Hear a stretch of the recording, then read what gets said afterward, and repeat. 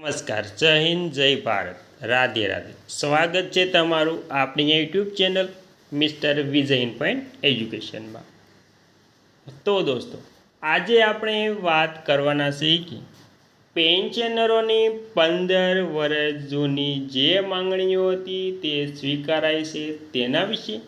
તો હવે નિવૃત્ત કર્મચારીઓ અને પેન્શનરો માટે ખૂબ જ આનંદના સમાચાર સામે આવ્યા છે. તો મિત્રો, તમે પણ ગુજરાત રાજ્યના અથવા તો ગમે તે રાજ્યના નિવૃત્ત કર્મચારી અથવા તો પેન્શન ધારક છો તો તમારા માટે આ માહિતી ખૂબ જ અગત્યની થવાની છે.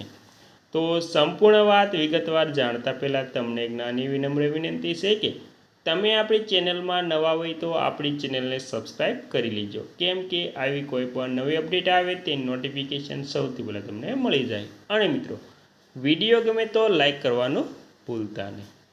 તો વિગતવાર આપણે જાણીએ તો નિવૃત્ત કર્મચારીઓની માંગણીઓ સ્વીકારાય અને આ અંગેનો મુખ્ય હેતુ પેન્શન, મેડિકલ સહાય અને આર્થિક લાભો સુનિશ્ચિત કરવાનો છે દોસ્તો.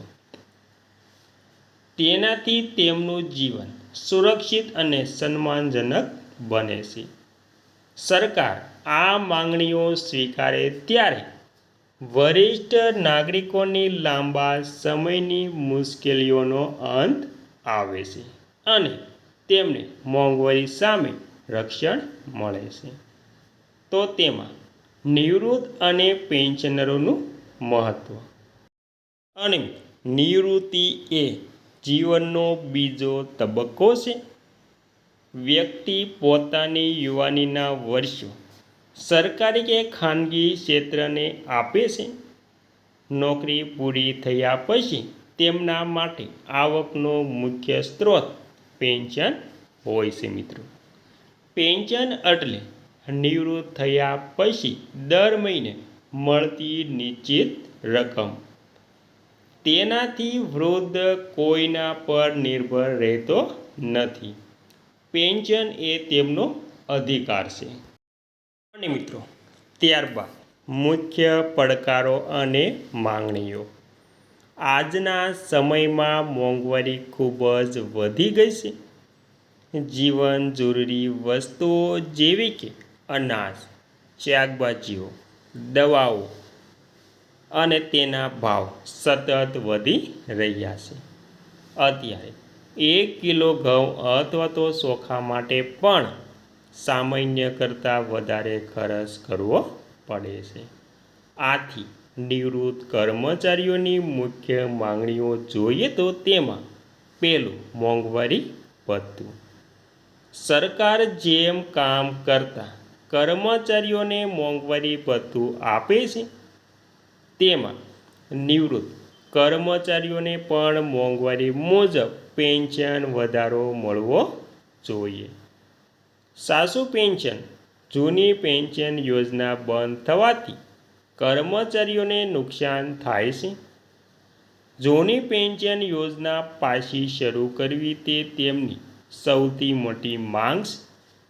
આરોગ્ય સુવિધાઓ એટલે કે હેલ્થ. ત્યારબાદ વૃદ્ધા અવસ્થામાં બીમારીઓ વધુ થાય છે. હોસ્પિટલનો ખર્ચ અને દવાઓનો ખર્ચ ખૂબ જ વધારે હોય છે. તેથી નિવૃત્ત કર્મચારીઓ માટે મફત કે સસ્તી સારવાર માટે તે ખૂબ જ જરૂરી હોય છે. અને મિત્રો, ત્યારબાદ માંગણીઓ સ્વીકારવાના ફાયદા. સરકાર જ્યારે નિવૃત્ત કર્મચારીઓની માંગણીઓ સ્વીકારે છે ત્યારે તેના ઘણા સામાજિક અને આર્થિક ફાયદા થાય છે. માનસિક શાંતિ. પેન્શનની રકમ સમયસર મળવાથી કર્મચારીઓને ચિંતા મુક્ત બને છે. તેઓ પોતાના પરિવાર સાથે શાંતિથી જીવન વિતાવી શકે છે. આર્થિક સ્થિરતા. દેશના અર્થતંત્રને મજબૂત બનાવે છે. સન્માનજનક જીવન. વૃદ્ધોને પૈસા માટે અન્ય લોકો પાસે હાથ ફેલાવવો પડતો નથી. તેઓ સમાજમાં ગર્વથી જીવી શકે છે. ત્યારબાદ સરકારી એટલે કે સરકારી નીતિઓ અને કાયદાઓ. તો તેમાં સરકાર કર્મચારીઓના કલ્યાણ માટે વિવિધ નિયમો બનાવતી હોય છે. સામાન્ય રીતે પેન્શન અને ગ્રેજ્યુટી જેવા લાભો ચોક્કસ ફોર્મ્યુલાના આધારે નક્કી થાય છે. જો કોઈ કર્મચારી 58 કે 60 વર્ષની ઉંમરે નિવૃત્ત થાય છે તો તેમને કુલ નોકરીના વર્ષોના આધારે પેન્શન મળે છે. સરકાર આ નિયમોમાં સુધારો કરીને નિવૃત્ત કર્મચારીઓને વધુ લાભ આપી શકે છે. અને મિત્રો ત્યારબાદ સામાજિક ફરજ. નિવૃત્ત કર્મચારીઓએ પોતાનું આખું જીવન દેશ અને સમાજની સેવામાં વિતાવ્યું છે. તેમની સેવાઓની કદર કરવી એ આપણી સામાજિક ફરજ છે.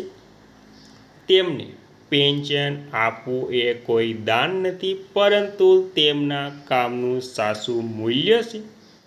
સમાજે પણ વરિષ્ઠ નાગરિકોને માન સન્માન આપવું જોઈએ.